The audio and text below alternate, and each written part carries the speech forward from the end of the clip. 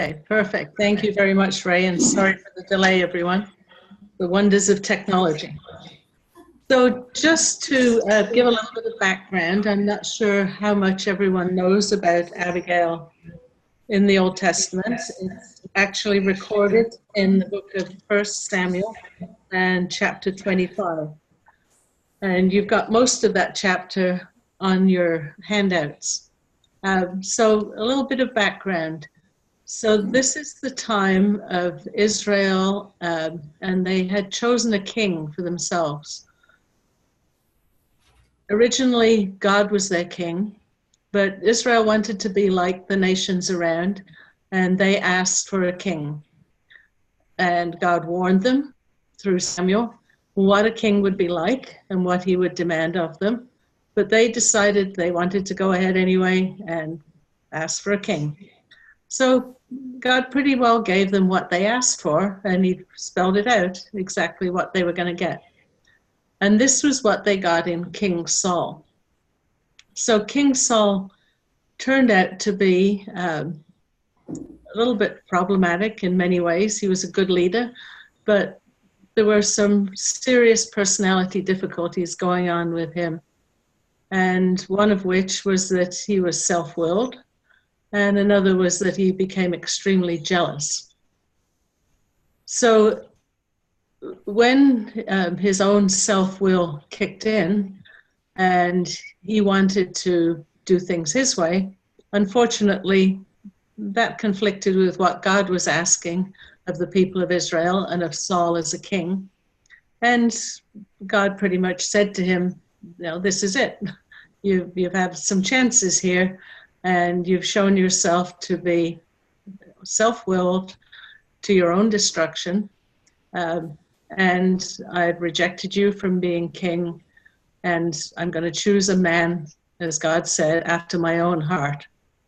So a man that was compliant, that was obedient, that was loving, that was merciful. And in the end, he chose David. So probably most of us have heard of David as king of Israel.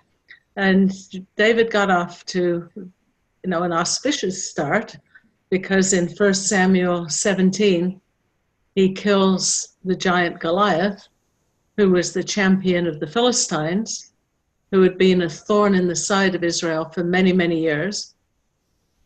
And subsequent to David killing Goliath, he runs into some conflict with King Saul, because King Saul becomes very jealous.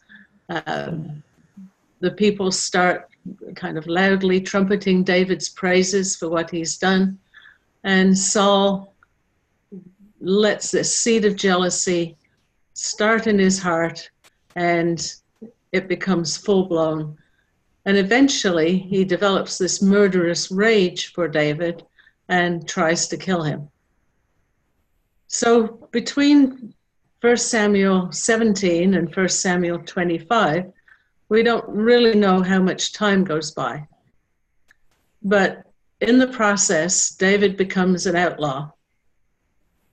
And the story of how this happens and of David's friendship with Jonathan, they're all part of this background to David becoming an outlaw, Saul pursuing him, chasing him in the wilderness, trying to kill him, doing the best that he can to eliminate David as a potential rival. So at the beginning of our story, which centers around Abigail, and the Bible describes her as a woman of discernment and beauty. I think the Authorized Version says she was beautiful and of good understanding.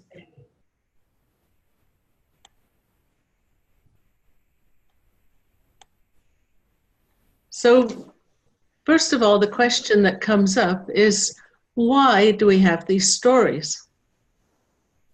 So, it's an exciting story, it's an interesting story, but what's the point? Why does God present this narrative in the form of stories? And the Bible all the way through presents these stories. So, my suggestion is that we think in terms of narrative. We think about my life story. We talk about, let me tell you a story. And we use stories to illustrate points. So God knew that if he gave us stories, we would find them easier to remember than if he made a list of principles or rules. Principles and rules are generally pretty dry. There's not much emotion there. There's no color. There's no dramatic detail. But God sets down these events in dramatic detail in order to teach principles. So if we can identify with the characters in the story and immerse ourselves in the narrative, we'll be able to internalize these lessons and use the practical guidance in our everyday lives. And stories are easy to remember. So we're going to look at this story of Abigail through a particular prism. And we're going to look at it through the Serenity Prayer. So I don't know if any of you are familiar with the Serenity Prayer, but anybody that knows anything about the AA, Alcoholics Anonymous organization, the Serenity Prayer is repeated at the beginning of their meetings and sometimes at the end. And it goes like this. God, grant me the serenity to accept the things that I cannot change, the courage to change the things that I can, and the wisdom to know the difference. So we're going to look at this story of Abigail through this, kind of lens of how the Serenity Prayer sets things out. There are things we cannot change, things that we can, and we need to know the difference between them. And I found some great practical lessons in the story of Abigail by looking at this. So just a little bit of pop culture here to help you remember this. So most situations in life are divided into things I can change or things I cannot change. So when faced with situations that I cannot change, I can either let it go or let it be. So remember the two songs, Let It Go from Frozen or Let It Be by the Beatles. Okay? That's how we deal with things that we can't change. If we can't let it go completely because we've got some emotional attachment to it, maybe we can just let it be and it can sit there until something changes.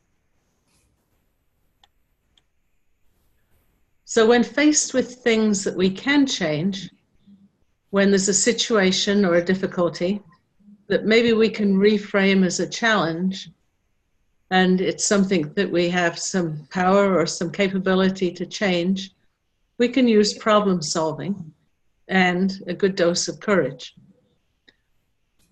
So in this story, Abigail faced a situation in which there were some things that she could not change, some that she might be able to change, which she might have the ability or not to change, but she had the wisdom to know the difference.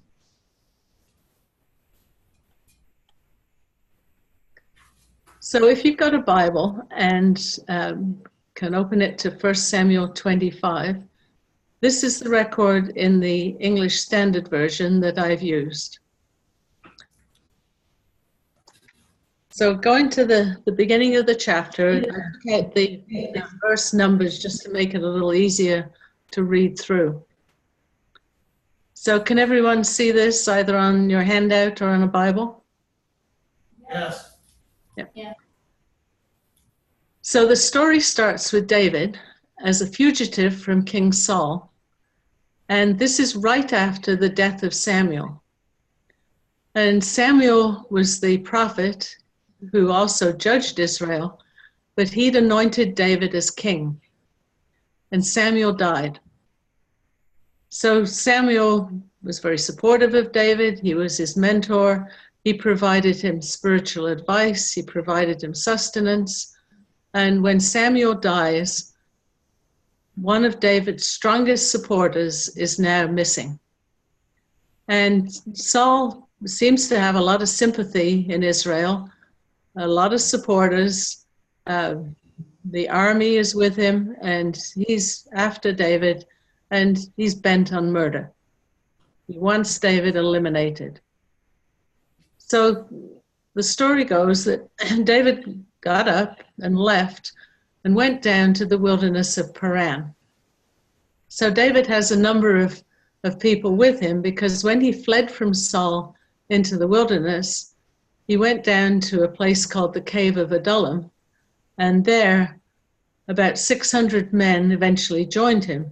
So David's family joined him, his brothers joined him, which is interesting because they weren't initially supportive of David, but by this point they've become firmly allied to David in this expedition to avoid Saul.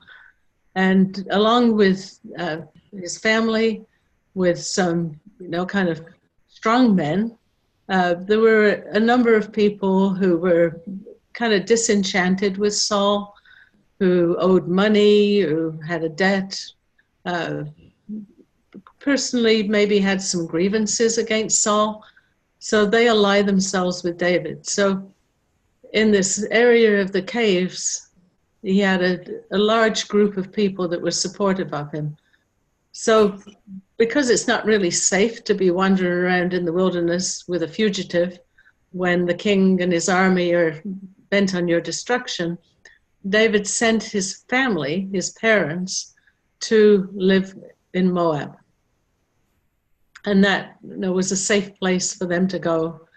David had connections with Moab through his grandmother Ruth, who was a Moabite. And this kept his parents, who were probably at this point getting on in years, because it says that David's father was an elderly man when David was anointed. And we're assuming that the time period was that maybe David now is in his mid-20s. So certainly his parents would be elderly, and there would be a risk for them in the wilderness with David. So David goes down to the wilderness of Paran, and on a subsequent slide, I'll show you a picture of that. It doesn't look very hospitable. So there was a man in Maon, a city of Judah, and the name of this place just means habitation.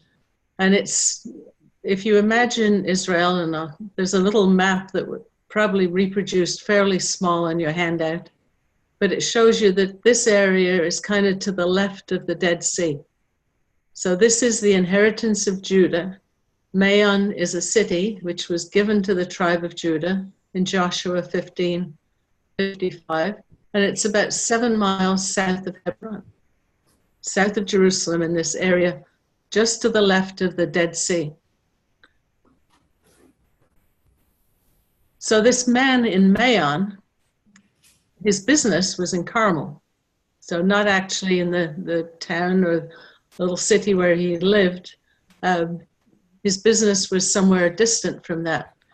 So originally, when I read this story, I knew that there's an area of Carmel up on the coast of the Mediterranean to the north of the land of Israel. And if you look at a map, you'll see there's a little prominent, a little piece where the land sticks out into the Mediterranean, and Mount Carmel is located there. So originally I thought that he lived in Maon, south in the city of Judah, but he did business up in Carmel, which is a very fertile area. But actually there's another city called Carmel quite close to Maon. So it seems more likely that that was where his business was.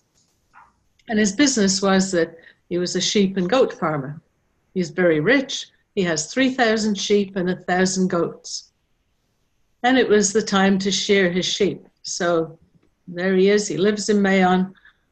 He keeps his sheep in Carmel, and he's sheep shearing. And the name of this man is Nabal, and the name of his wife is Abigail.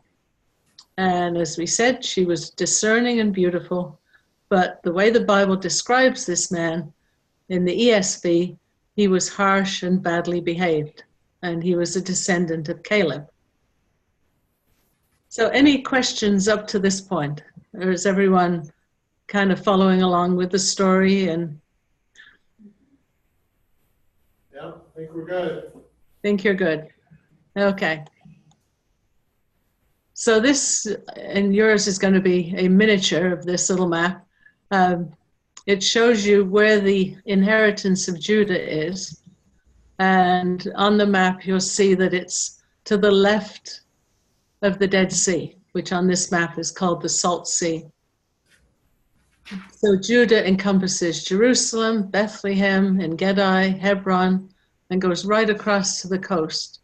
And this area of the coast was where the Philistines were. So the cities of the Philistines, Ashdod, Gath, Ashkelon, Gaza, and Ekron. So 5 cities of the Philistines. And these Philistines have been a thorn in the side of Israel for many, many years. So the next map, which again will probably be pretty small on your handout, just shows that area south of Hebron where we have Maon, and just north of Maon, and it's hidden behind a red balloon on my map, and that's the little town of Carmel. And that's where Nabal was pasturing his sheep at this time. Well, that's not like he spreads caramel on the sheep and then shears it with that, right? No, Carmel's just the name of the town, Ellery. Okay. Just the name of the town, yeah. Yeah, I know some people named Carmel, but this is just the name of the town. And it's not caramel, it's Carmel. Okay, so we have caramel popcorn, but it's got an extra A in it.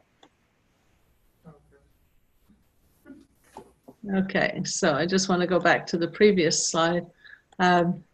So on your handout, you might have a very small picture showing a slide of the wilderness of Paran.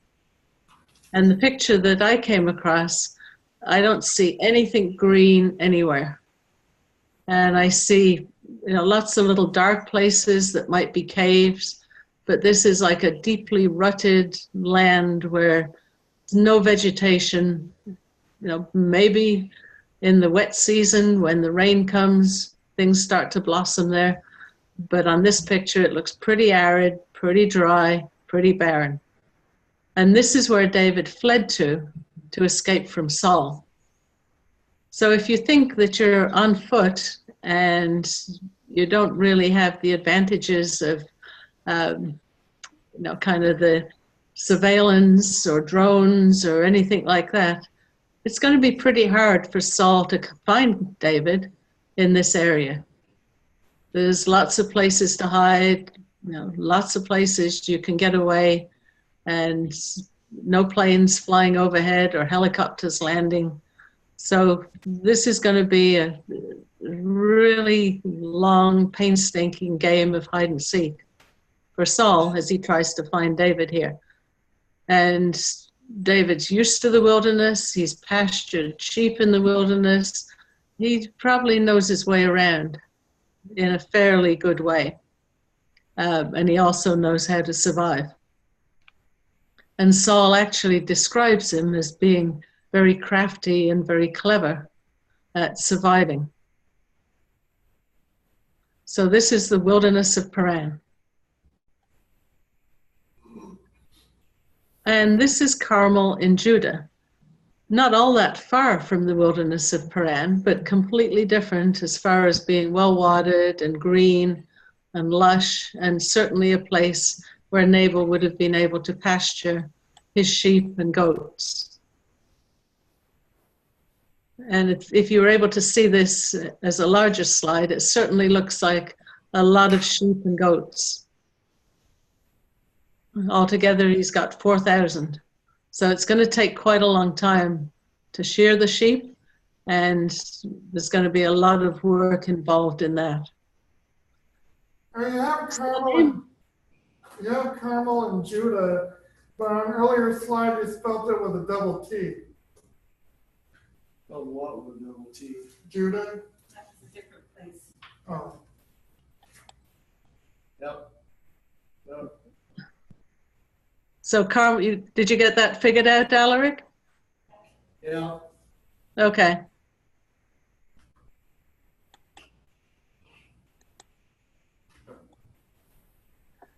So the name of this man is Nabal. So in Hebrew and in Greek, many names have meanings that are quite apt for the person that the name belongs to. And the Bible makes this point because Nabal's name actually means fool or foolish or senseless. And the one dictionary I looked up said that it's used especially of a man who has no perception of ethical and religious claims, with the collateral or the idea alongside of being ignoble or disgraceful. So this isn't really a complimentary name. And the Bible also describes him as harsh.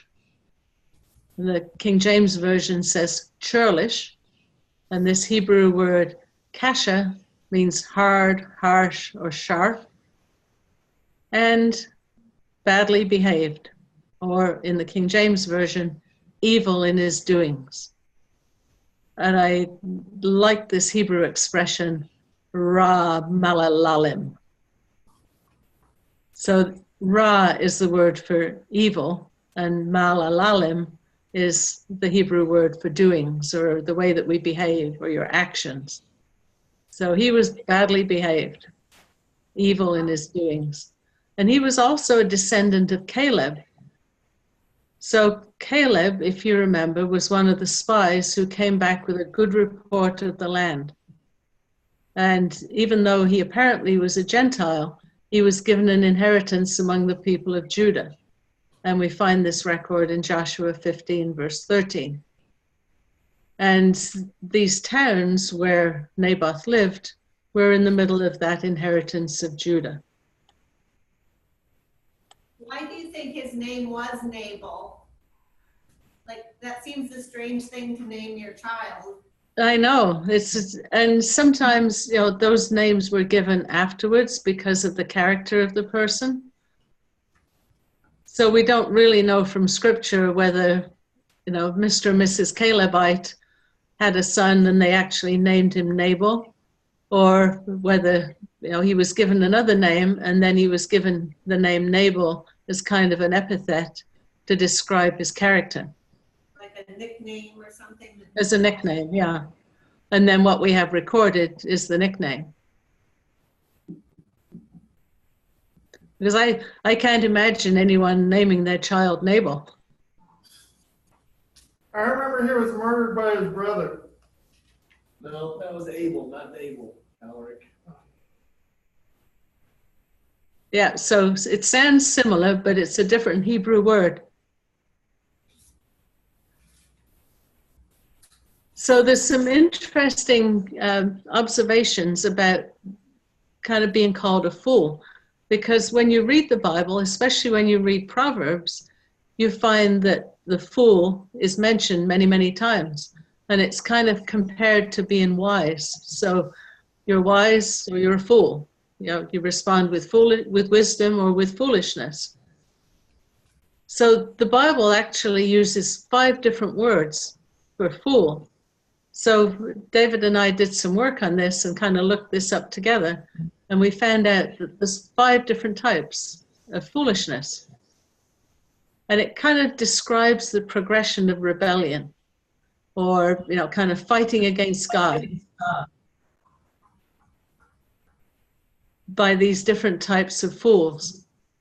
So if we can learn to identify their characteristics, we're going to be able to respond with wisdom and discernment, just as Abigail did. So if you look on your handouts, the first of these is called the simple fool.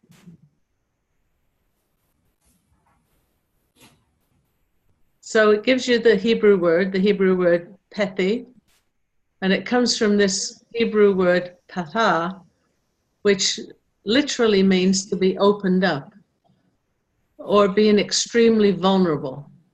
So when we're vulnerable, we're in a position where we could easily be prey to somebody that was very persuasive, somebody that was very evil, somebody that could talk us into anything, right? So, you know, I used to say to my children sometimes, if they were misbehaving, and they would blame their brothers and sisters. And they would say, oh, so-and-so told me to do it. As an excuse. I behaved badly, but somebody else told me to do it. So is that really a good excuse? And my response would be, oh, so if they told you to jump off a cliff, would you do it? Obviously not. And this isn't an excuse that we're going to be able to give to the Lord when he returns. Someone else told me to do it. But this is what this simple, foolish person does. They open their mind to any passing thought. They're so immature that they're dangerous. They're extremely gullible, but intensely curious. And if you want to look at this further, there's a passage in Proverbs, chapter 7, verses 6 to 7, and chapter 22, verse 3, that describe this simple fool. And in the book of Proverbs, which are the Proverbs of Solomon, the son of David, the intent of the Proverbs is to give subtlety or, kind of discernment or, being able to figure things out, to give, some kind of canniness or wisdom to the simple person, or to the young man, knowledge and discretion. And again in Proverbs, it says that if a scorner is disciplined, smite a scorner, the simple or this immature person will beware. It'll be a lesson to him, but at the same time, he's extremely gullible. And so this is this first kind of foolishness. It's just this simple, childish, teachable in a way, but also vulnerable, because he could easily be taught all kinds of bad things. And he's curious, so he's going to get into bad stuff just because he's curious. So the next word that we looked at was the silly fool. And this is a Hebrew word, Abigail, and it means to be perverse or silly. So the mouth of a silly fool often gets him into trouble. And when things go wrong for him, he becomes angry, which causes more damage, and he reacts adversely to instruction when it's offered. And again, some Bible passages to back that up that you can look at later if you want to. And in Proverbs chapter 1 and chapter 10, it says that the fear of the Lord is the beginning of knowledge, but fools, Abigail, despise wisdom and instruction. And this is the silly person that, in a group of people, they're always chattering, always, kind of saying things that are irrelevant. They don't help the discussion go any further. Maybe if you had a kind of public meeting, they'd be the one that was the heckler, that was just trying to get people going. But because they talk so much, they often get themselves into trouble.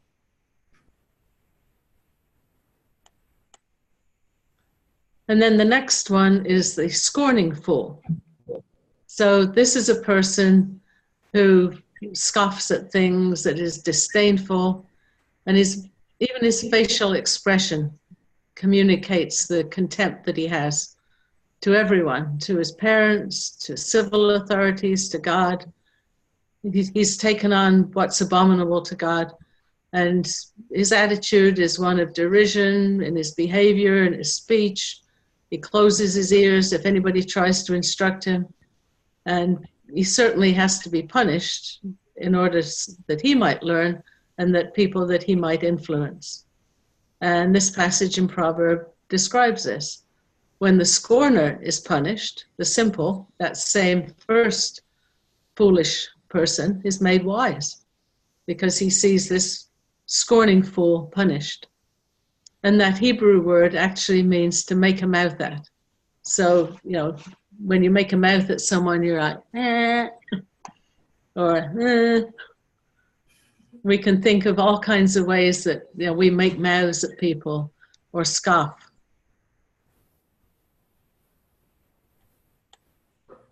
And then our fourth word is the sensual fool. And this Hebrew word, kasil, means fat, stupid, or silly.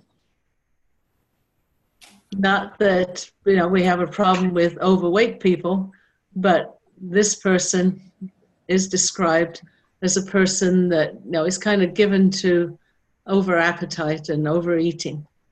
He doesn't have a mental deficiency, but he's just determined to make wrong choices and reject the wisdom of God. So he's unreasonable, but his motives and his methods are subtle. And the Bible actually gives more warnings about this sensual fool who's given to appetite more than any other kind, and this severe punishment prescribed for him. And again, some Bible passages to look at later if you want. And then finally, we come to this word that's used to describe Nabal. It's actually his name. The Hebrew word Nabal, or Nabal. It actually means stupid, wicked, and it's translated a vile person. So in the Bible's description of these 5 kinds of fool, this is the most dangerous type. So he totally rejects God and his ways, and it's his intention and his goal to draw as many people as possible into his evil ways along with him. And it's the word that's used in Psalm 14 when it says, the fool has said in his heart, there is no God. They are corrupt. They have done abominable works. There is none that does good. That's the fool. And apparently, that's what Nabal was like. So any comments on this to this point? I don't know, have you ever read, there's a historical novel kind of thing that a woman wrote, I can't think of her name right now, called Abigail? Yeah, I haven't read that. But Tell me about it. she does make him really vile and disgusting and nasty in his behavior and all, and it's kind of interesting in her version. I mean, obviously she's putting her own template on what the Bible says, because she fills in a lot of gaps, but she makes it out that Abigail sold herself so that her family could be saved because her brother had accumulated gambling debts. Okay. And so she asked Nabal to marry her instead of putting them in the poorhouse kind of thing. But Yeah. she does paint a really nasty picture of who he was, which is kind of intriguing because I feel like that was the kind of person he was. He wasn't just a ignorant guy. He was really nasty. Yeah. He was evil. And that's what this description of him sounds like. He was really, really, really bad. Yeah, so that's an interesting take on this situation, because that's my question. Like, how did Abigail get into this situation? Right. She's smart, she's beautiful, she's discerning, she knows the difference between good and evil. How did she end up here? Right. And the Bible, in a way, it gives us a story, but it doesn't dwell on a lot of the details. So, I mean, I know that I work in mental health and I meet up with abused women every now and again. And, the stories that they tell me of what they've gone through and their situations, it's a really powerful story, but there's a lot of detail. And I remember those stories because of the detail and the situations that these women were in. But this isn't portrayed that way. The Bible's very sparing in its language. So it, kind of encapsulates what he was like by saying, he, in the AV, he was evil and churlish in his doings, or he was, he was badly behaved, really badly behaved. And then when you look at the other descriptions where this Hebrew word is used, you can see that, he's rejecting of God and his ways. He's he's irreligious. He's, today he would be an atheist. And he would probably have a lot of the characteristics of the other types of fools as well. And it certainly sounds later on in the story as if he shares those. So that would be, quite a plausible scenario. Abigail was looking after her family. She needed money. She virtually, sold herself to this evil man in order to provide for her family and to redeem her brother and to get him out of debt. And that was something that happened many times. But I think as we go on in this story, we'll find that Abigail also had, kind of a lot of power and a lot of ability to make changes.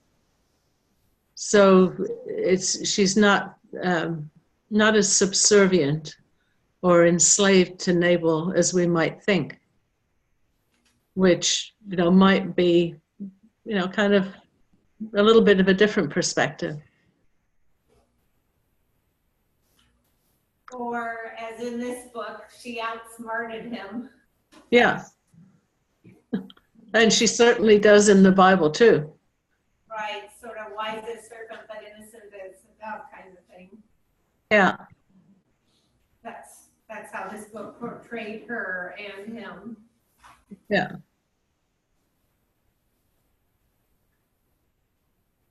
Any other comments on how Abigail might have got into this situation? But just was going to say, because in our women's class here, the last few weeks, Jackie has been talking about the law, and we did consider that aspect of the law that a Jewish father could sell his daughter into slavery, which also could include a marriage kind of relationship. And there were certain boundaries around that, but that might be why this person wrote it with that kind of a thought, that there was, kind of exchange of dowry and things like that could have been involved in such a situation, and that's perhaps the state that her family was in, such that she did marry this guy. Right. Yeah. And that was, there were provisions in the law to prevent the abuse of those situations, but it's accepted that existed, that slavery was part of their culture. And that could well have been how Abigail got into there.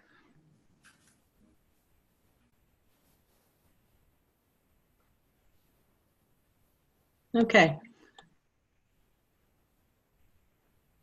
So from this little consideration of the 5 types of fools, Proverbs makes this conclusion. And they're all brought pretty much into this verse in Proverbs 1, verse 22, when we're told to choose wisdom and reject foolishness. And again, the advice in Hebrews chapter 5 to walk circumspectly, not as fools, but as wise. So paying attention to what's going on around us, to our surroundings, to being watchful, to paying attention to our thoughts, to our emotions, and to our behavior. So back to the story. And David down in the wilderness of Paran, and this slide is headed David's request, and this is the Bible passage. David down in the wilderness hears that Nabal is shearing his sheep. So what has happened is that David's men who have been hiding out in this area have kind of been close to where Nabal's sheep have been pastured. And David's men have kind of acted as a bit of a buffer between either poachers, marauders, wild animals, and as well as hiding from Saul, they've been also protecting the sheep that belong to this man Nabal. So Nabal gathers up all his sheep, gets them together, and starts shearing them. So sheep shearing was generally a time when there would be quite a number of servants and people gathered together, and provision of food and wine. And at the end of the day, there would be some festivities, there would be shared meals. and, kind of a lot of hard work, but also this kind of communal eating and drinking together. And usually at the end of the sheep shearing period, there would be a feast. So during this time, David in the wilderness has been taken care of, or, kind of looking out for Nabal's possessions. So it's a reasonable request to ask Nabal to share in these good things that he has with these men that have been assisting them, even though they're not part of his kind of his entourage or his house. So David sends these 10 young men and up to Carmel to Nabal and to greet Nabal in David's name and say to him, and this is the traditional Hebrew greeting, shalom, peace to be to you, peace to your house, and peace to be all that you have. So a very respectful and kind of warm and affable greeting from David to Nabal. And this is very respectful. So David says, I hear that you have shearers. Now your shepherds have been with us. We did them no harm. They missed nothing all the time that they were in Carmel. We were there. We were watching. We didn't take anything. We easily could have snagged a sheep for ourselves and had roast lamb tonight, but we didn't. Didn't miss anything at all. And if you're in doubt about that, ask your young men and they'll tell you. So as a result of this care that I've exercised towards you and taking care of your possessions, let my young men have something. Now we've come, it's a feast day. Please give something, whatever you might have on hand, to your servants and your son David. And he frames this in a very respectful way, and in a kind of letting Nabal know who's in command here. So we are young men, we're your servants. I, David, am your son. I'm a lot younger than you are. So, as a 20-something-year-old, I'm being very respectful of you, Nabal, who, kind of sounds like he was certainly several years older than that. And we don't really know, but just judging by the description, he was probably, maybe in his 40s. But David frames this very respectfully. And Nabal's answer is the exact opposite. So these young men came, they say all this to Nabal as representing David, and then they wait. And Nabal's answer to David's servants is, who is David? Who is the son of Jesse? There are many servants these days who are breaking away from their masters. Shall I take my bread, my water, and my meat that I have killed for my shearers and give it to men who come from I do not know where? And David's young men take all this in, they turn away, and they go back and they tell him all of this. So what do you think about this answer of Nabal's? Was this warranted? Was David just coming and, kind of begging, asking for something? Why did Nabal respond so harshly? It was part of his character. He's an evil man. Yeah, he's an evil man. And what about when he says, who is David and who is the son of Jesse? Do you think he knew who David was? He's just being arrogant.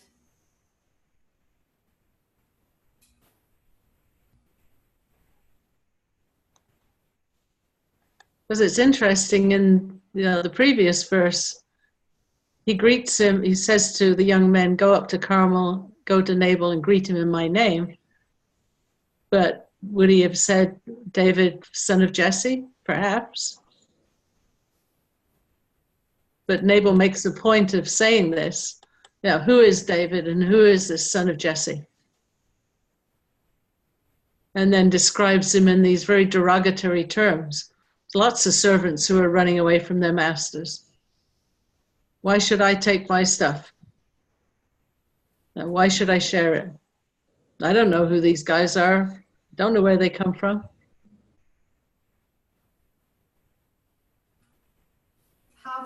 away was Bethlehem from Carmel? Bethlehem wasn't that far away. Maon and Carmel are about 7 miles south of Hebron. And I think Bethlehem's a little bit north of that. So we're only talking like 20 miles, maybe, So at the most. He probably even knew him perfectly well, or knew his family and all too. David was a shepherd as well when he was Yeah. young. So I would imagine their sheep interacted perhaps or whatever, you know. But if we look back at 1 Samuel 18, because I wondered, when I read this, would Nabal really have known who David was? And David had been anointed by Samuel as king, but maybe that was a very private ceremony and not many people knew about it. So if you look at 1 Samuel 18, and this is after David comes back after killing Goliath, and it says in verse 6, 1 Samuel 18, as they were coming home, when David returned from striking down the Philistine, the women came out of all the cities of Israel, singing and dancing to meet King Saul, with tambourines, with songs of joy, with musical instruments. And the women sang to one another as they celebrated, Saul has struck down his thousands and David his 10,000s. And that's the point where Saul just becomes, so rabidly jealous that he's intent on killing David. So this probably isn't too many years before this. My suggestion would be like a maximum of 7 years. I don't know if anybody's looked at the timeline here or if there's any evidence in scripture for a timeline, but my guess would be that when David killed Goliath, he was between 17 and 20, that he was around 30 when he became king. So there's only kind of a 10-year period, if that, between sort of David going on the run from King Saul and then being anointed king. It might even have been less than that. So there hasn't been enough time gone by. Nobody's going to forget that David killed Goliath. And if all of the women in all of the cities in Israel have been rejoicing and praising him, then surely Nabal would have known about this. And he would have known that David was the son of Jesse. And he would have known that Saul was intent on killing David. And this was not done in a corner. This was very public, and it would have been talked about. The fact that Saul had tried to throw a javelin at him, that he'd done the same thing to his son Jonathan. This would have been discussed, by the women when they were getting the water at the well, by people who were going, through, that were traders, that were merchantmen. So this would have been well known. And it seems like this. Go ahead. No, nobody said anything. Okay. It seems like this reply of of Nabal to David's servants is just derogatory, slanderous, scornful, just fits in with this person, who he is. Who is David? Where does he come from? Who's the son of Jesse? Never heard of him. He's just a servant who was broken away from his master and should be taken back and beaten. And there's no good reason why I should share with these people. Do you think he supported Saul? Or do you think David knew Nabal from the past and was just sort of hoping for the best? Or Yeah, I think those are some good questions, but we maybe don't know the answer to that because certainly, as we find out, Nabal's servants know his character, and these are small communities, so there's a lot of communication going on, maybe even between the men that were with David and the servants of Nabal. They would probably have known Nabal's character. Even Jesse and Nabal, maybe if David's father still kept sheep. Yeah. Yeah, so David could well have sent this request knowing his reputation, but maybe not expecting such a harsh answer.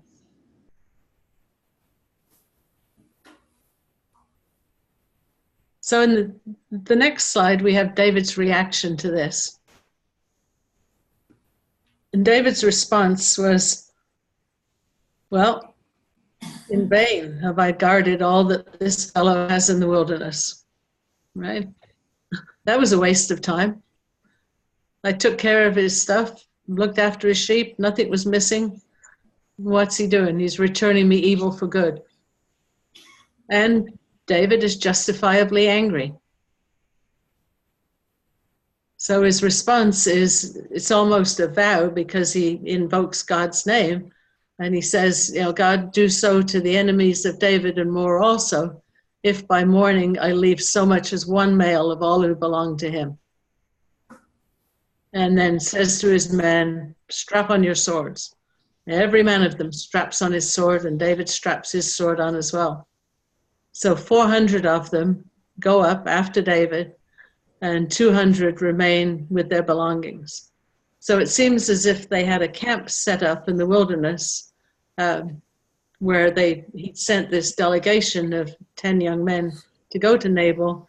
And when they come back with this reply, then David and the 400 leave the camp with the 200 there, you know, guarding, taking care of, because this wasn't just, you know, single men that were there. There were families. There were, you know, David's elderly parents had been there.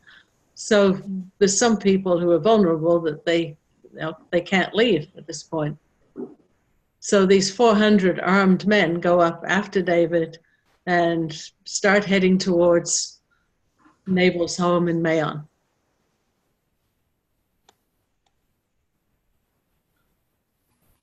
But one of Nabal's men, one of his servants, goes and tells Abigail. And my comment on this slide is that a well-run organization has bottom-up communication. So if you're part of an organization, you need to know what's going on at the bottom. You need to have some grassroots connections and communication to know if you're in a business, you want to know what's going on with your employees. If you're in a school, you want to know what's going on with the students. You want to know what's going on with the teachers. If you're in a classroom, you want to know what the students are saying, what their responses are. So it's useful to have this communication from the bottom up. But Nabal doesn't have this with his servants. Abigail does.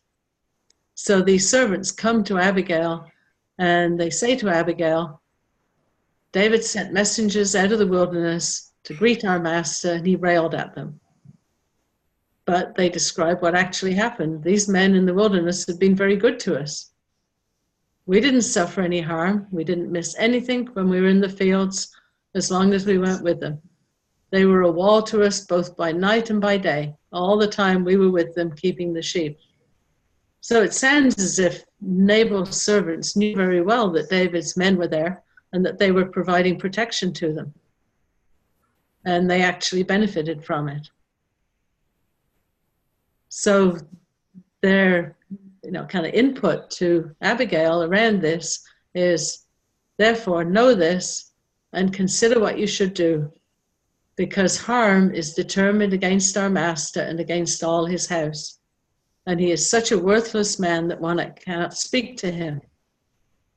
So how did Abigail and the young men know that harm was determined against Nabal? So did the servants hear David's men talking as they left, saying, well, what do you think is going to happen when we go back and tell David? He's not going to take this very well. Or had there some word already come to them that this was David's intention. And these servants now knew that there was this kind of gathering storm out in the wilderness that was heading in their direction and was going to affect them as well because they were part of his house. But they know Nabal so well that they describe him as this worthless man. You can't even talk to him.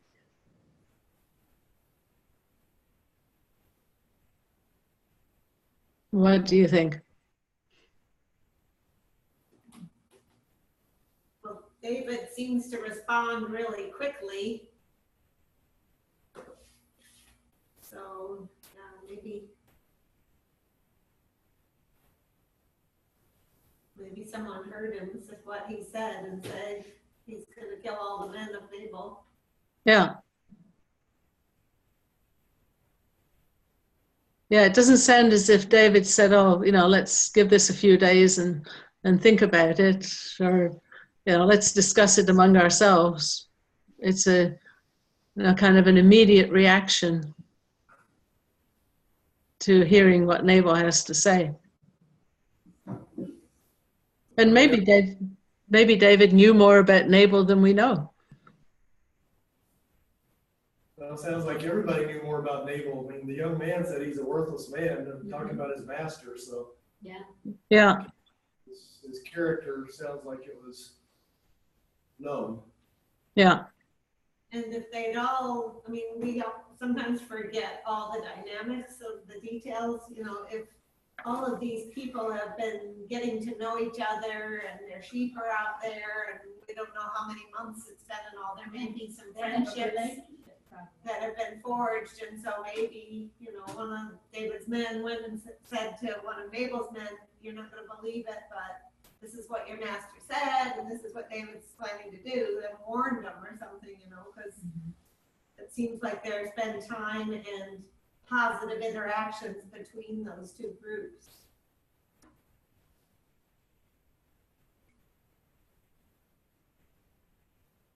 Yeah, it certainly sounds as if they know Nabal very well, and as if, they were very aware of how supportive David's men had been.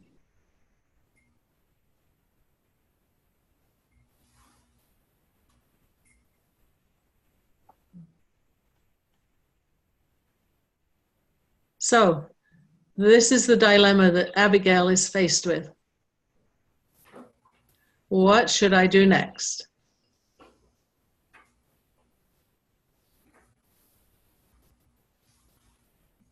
So we have this little acronym on the next slide, STOPP. So stop, take a breath, observe what is going on, proceed with prayer, and then practice what works.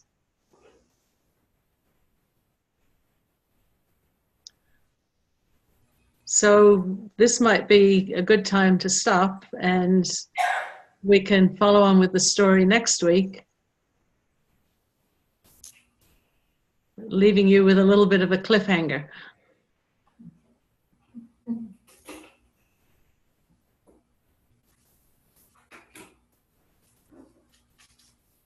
Dana and I will be hanging for 2 weeks now. And you will be hanging for 2 weeks. We'll try to log in at 3 a.m. Spain time next week so we don't miss out. Well, being this is a stop slide, I think it's a spot. Yep, there you go. Slide says stop, so we stop. Any other questions for Mary this evening?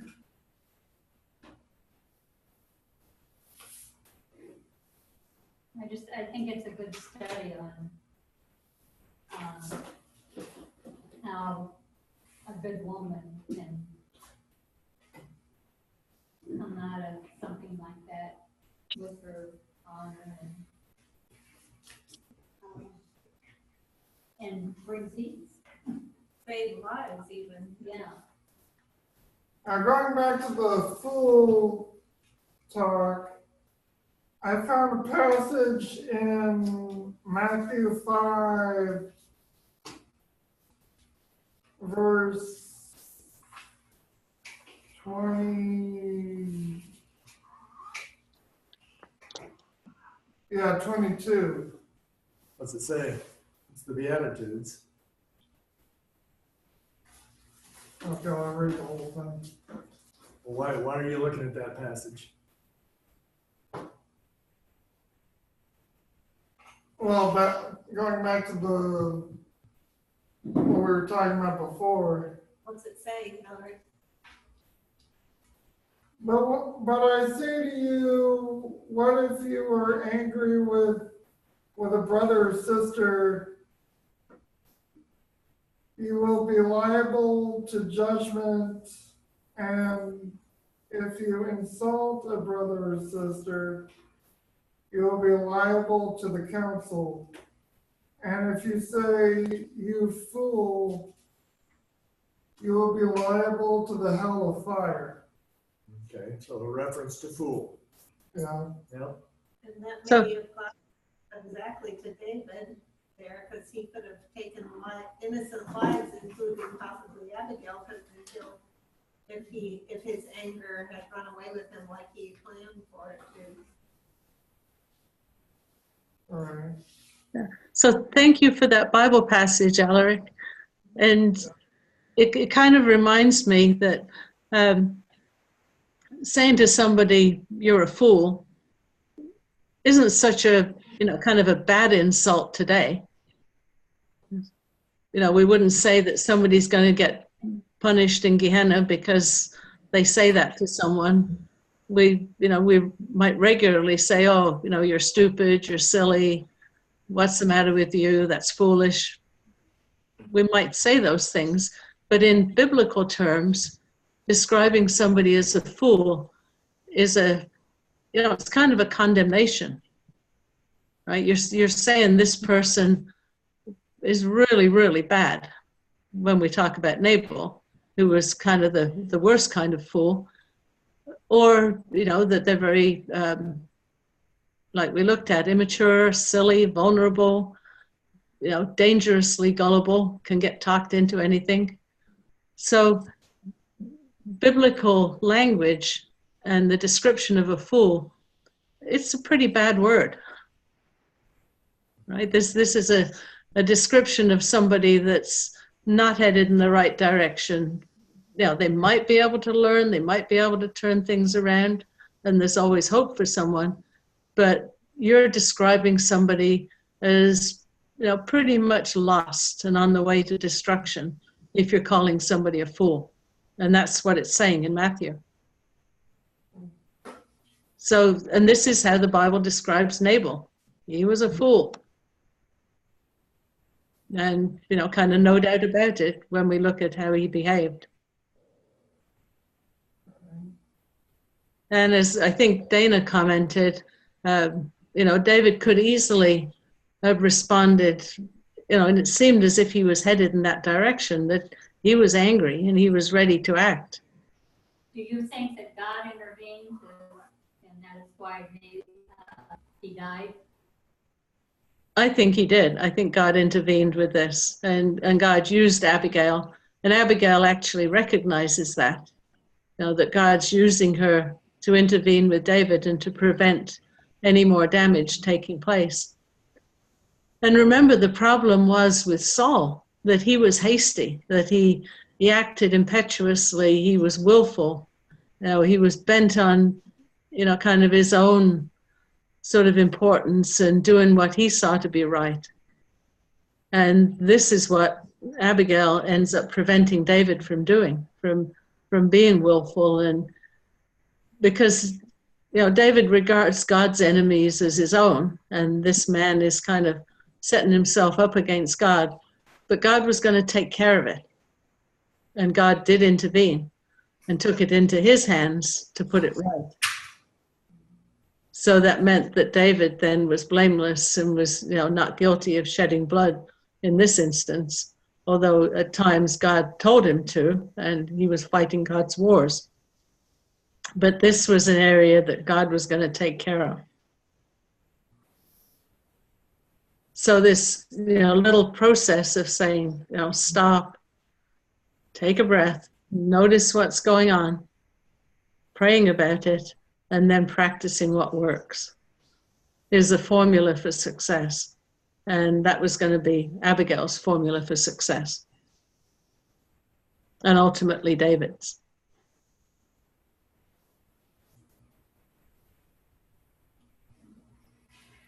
So lots to think about between now and next week. Okay, Thank well, you. Mary and I will close with prayer, and then we will let you go. So let's go ahead and we'll close with prayer. Heavenly Father, we thank you for this class this evening. We're certainly thankful for the thoughts and words that Mary has prepared and the things to think about as we go forward from here. Please bless us, Father. Help us to be discerning people. Help us to look around in our lives and see where you are and working in our lives and understand the plan that you have for us. We pray, Father, that you might bless us in this week ahead now. And we thank you again for this time this evening as we pray in Jesus' name. Amen. Okay, Mary and Jessica, we will say goodnight. Yeah, thank you, Ray.